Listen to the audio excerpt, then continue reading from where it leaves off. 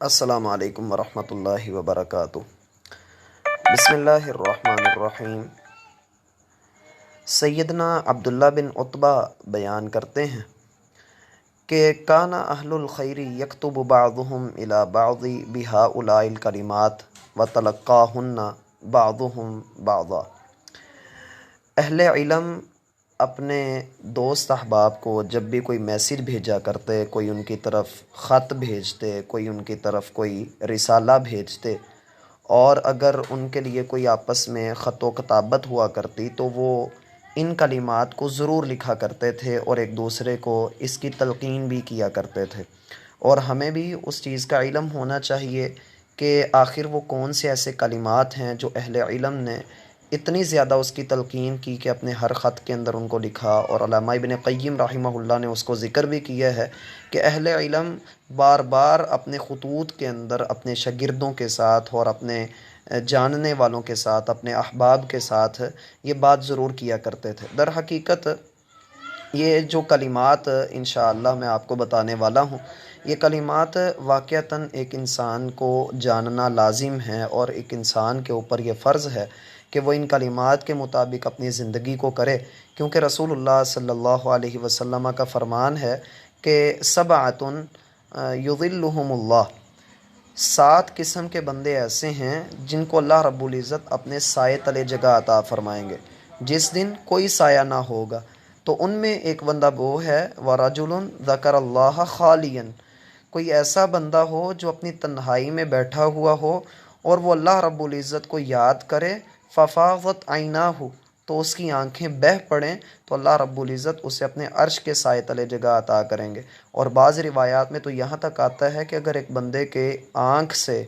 مکھی کے سر کے برابر بھی پانی نکل آئے اللہ کی ناراضگی کے خوف سے، قیامت کی ہولناکی کو دیکھ کر، تو اللہ سبحانہ و تعالی اس بندے پر جہنم کی آگ کو حرام کر دیتے ہیں۔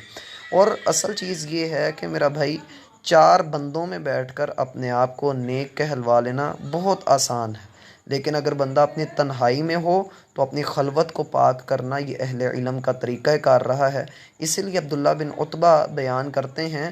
کہ جب بھی اہل علم کسی کو خط لکھتے تھے تو آپس میں خط کے دوران میں بھی یہ بات لکھ دیتے تھے، اور جب کبھی بات کرتے ملتے تو تب بھی ایسی بات لکھ دیا کرتے تھے، کیا من عمل لآخرتہ کفاہ اللہ دنیاہ، اگر کوئی بندہ اپنی آخرت کے لیے عمل کرے گا، یعنی وہ اپنی دنیا کا کام بعد میں کرے گا، اپنی آخرت کو مقدم کرے گا، اپنی آخرت کو دیکھے گا، تو اللہ سبحانہ و تعالی اس کے دنیا کے تمام تر امور سیدھے کر دیں گے، جو آخرت کی فکر کرے گا۔ اسی لیے تو ہم دعا کرتے ہیں کہ ربنا آتنا فی الدنیا حسنہ وفی الآخرۃ حسنہ، اے اللہ ہماری دنیا بھی اچھی کر دے اور ہماری آخرت بھی بہترین کر دے۔ تو آخرت کی بہتری کو مقدم کیجئے اور اپنی دنیا کو مؤخر کیجئے، کیونکہ ایک مومن کے لیے اللہ کی رضا سب سے بڑھ کر ہے۔ اور دوسری جو نصیحت وہ ایک دوسرے کو کیا کرتے تھے، وَمَنْ أَصْلَحَ مَا بَيْنَهُ وَبَيْنَ اللَّهِ اصلح اللہ ما بینہ و بین الناس، کہ جو بندہ اپنے اور اللہ کے معاملات کو سیدھا کر لیتا ہے، مثلا وہ اللہ رب العزت کی عبادت کرتا ہے، وہ اللہ رب العزت کا پورا حق ادا کرتا ہے، جب کبھی عبادت کا وقت آ جائے، جب کبھی معاملہ طے کرتے ہوئے اسے اللہ کا حکم یاد آ جائے، یا وہ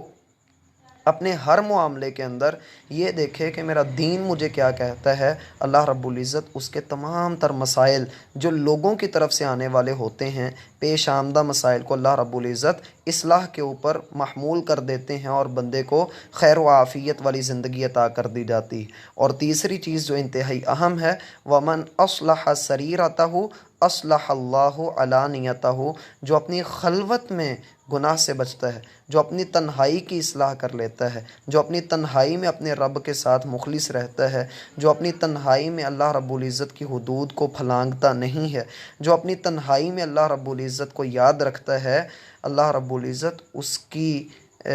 جلوت کو اللہ رب العزت اس کے معاملات کو اللہ رب العزت چار بندوں میں اس کی عزت کو محکم کر دیتا ہے، اللہ رب العزت اس کو عزتوں سے نواز دیتا ہے۔ شرط صرف یہ ہے کہ جب ہم اللہ رب العزت کا حیا کریں گے، ہم اللہ رب العزت کی عزت کریں گے، اللہ رب العزت کے دین کی عزت کریں گے، تو یقیناً اللہ سبحانہ و تعالی ہمارے معاملات کے اندر بھی آسانیاں پیدا کرے گا۔ یہ تین نصیحات میرے اور آپ کے لیے مشعل راہ ہیں۔ والسلام